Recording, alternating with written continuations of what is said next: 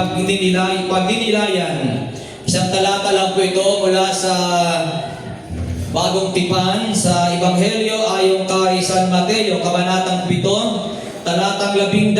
Sabi po ng banal na kasulatan, gawin ninyo sa inyong kapwa ang nais ninyong gawin nila sa inyo.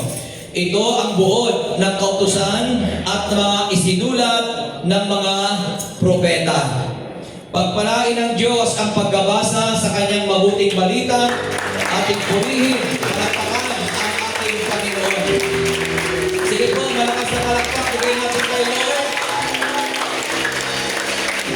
Dahil naniniwala ako, ang Diyos ay lagi nating kasama. Amen. Ang buong mundo ay para kay Yahweh Shaddai. Amen. Amen ba? Amen. At hindi lamang ang lugar ng Pilipinas, kundi tayong lahat ay para kay El Shaddai. Amen. Kanina, nabanggit po ni Sister Rizel na ang kamutis is for Christ.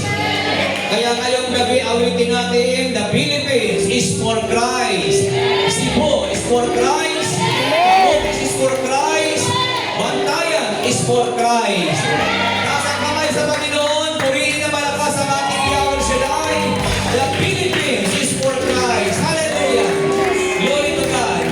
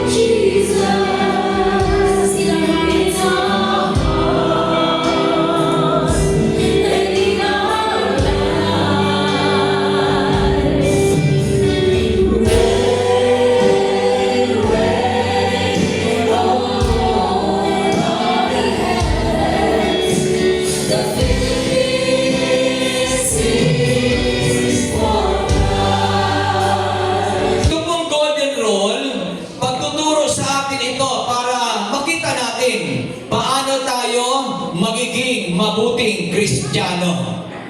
Amen ba?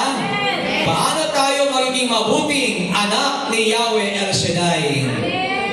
Lalo sa panahon ngayon, alam niyo po, marami ang umaagaw sa atensyon ng tao.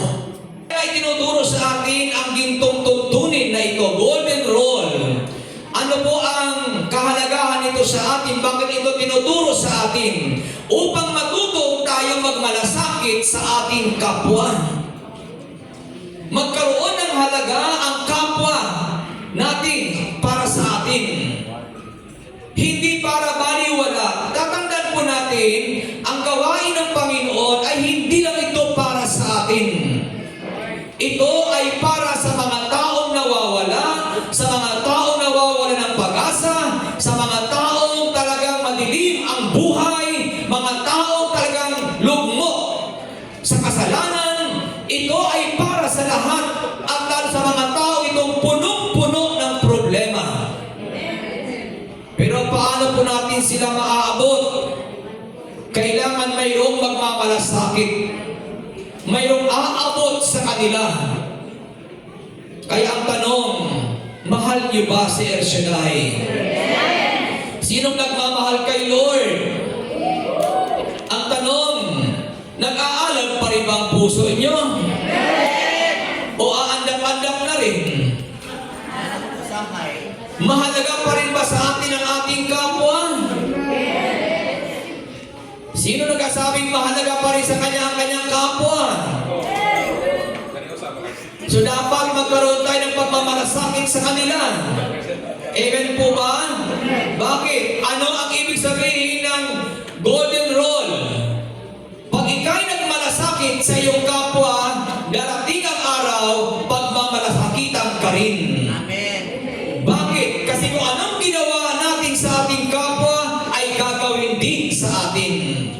libo-libong anghel ang nagpupuri kay Yahweh El Shaddai. Kaya tapiin niyo po sa balikat ang iyong katabi. Sabihin niyo po, nawa magkaroon ng puwan sa iyong puso ang pagmamalasakit sa kapwa. Si Daniel walang pakialam, basta siya totoo sa kanyang sarili. Ang kanyang mga kasama naman ay hindi totoo sa kanilang sarili. Nakikiharap kay Daniel pero iba ang layunin. Pero si Daniel maayos na nakikitungo. Pero ano ang ipinakita ng Bible? Dumating man si Daniel sa isang katayuan na hindi maganda, pinakita pa rin ng Diyos na yung mga taong totoo hindi iiwanan ni Yahweh El Shaddai. Masarap maging totoo. Amen. Amen ba?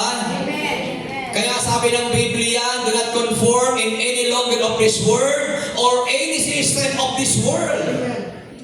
Huwag kayong umayon sa mga sistema ng mundo. Kung hindi sila totoo, basta ikaw magpakatotoo. Bakit? Marami po ang hindi nakikipagtotoo. Ang hindi totoo. Pero ang mga anak ni Yahweh Shaddai, mayroong sariling paninindigan. Ano man ang mangyari, totoo siya sa harap ng Diyos. Doon kumikilos ang Diyos sa buhay ng mga taong ito. Katulad ni Daniel, kahit na siya ay pinaplastik ng kanyang mga kasamahan, pero si Daniel hindi nagbabago sa harap ng Diyos.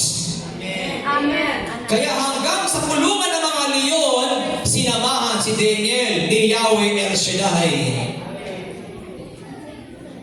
Amen. Ano ang nangyari sa mga kasama ni Daniel na hindi totoo sa kanya? Na habang si Daniel ay tumutupad sa kanyang tungkulin, sinusumbong naman siya sa hari. Amen. Kaya ang hari ay nagpalabas ng isang batas, isang utos. Ang sino mang lumalabag sa utos ng hari ay dapat parusahan. At ang parusa ay itatapon sa kulungan ng leon. Amen. Kaya si Daniel ay natapon sa kulungan ng leon. Okay lang kay Daniel.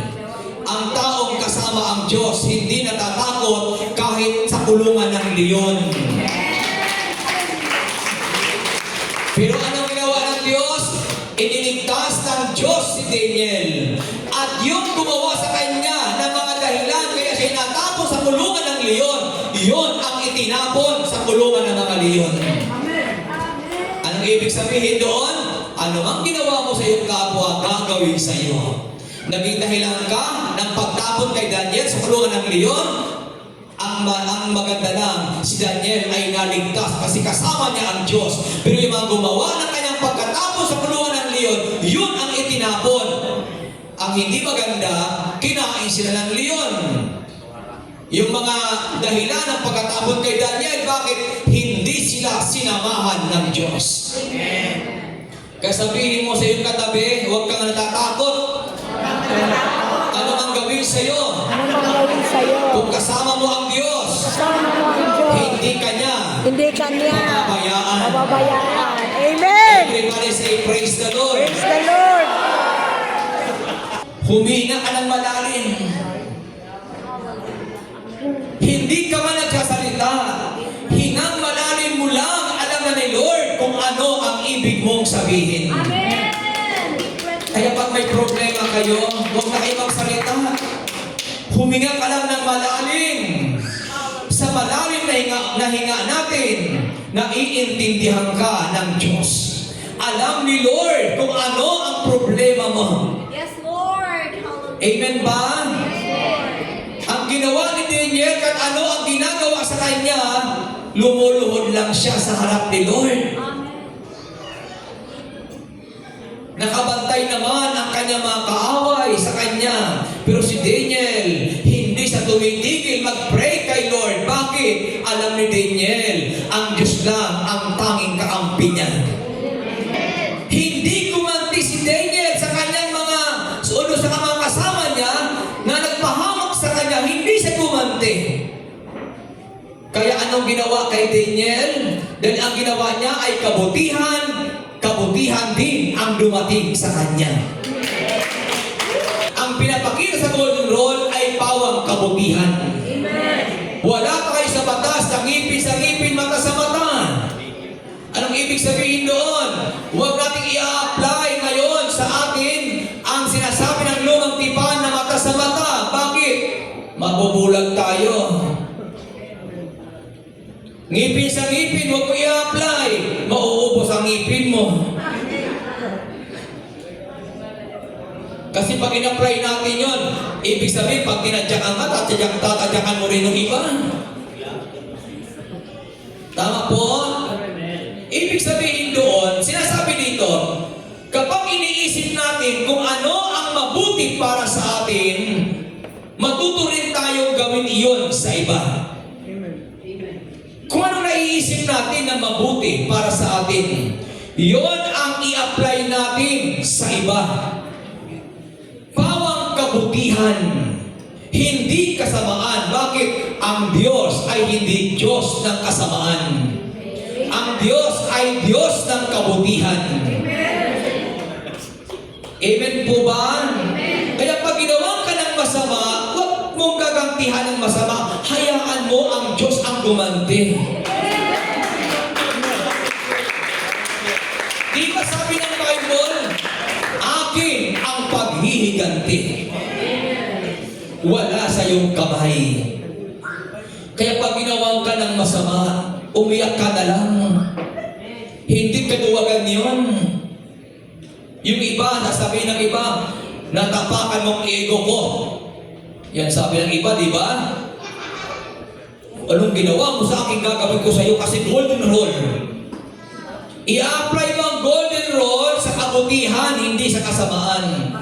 Kaya pagka naka-encounter ka ng masama, huwag mo nang gantian ng masama, ibigay mo na kay Lord. Sabi ng aklatang Roma, sa akin ang paghihiganti. Mahal kita.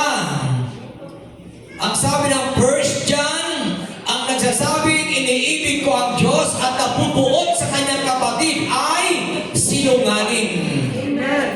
Kaya mahalaga ang pakikitungo ng maayos at maganda sa kapwa. Ito ang itinuturo ng golden rule.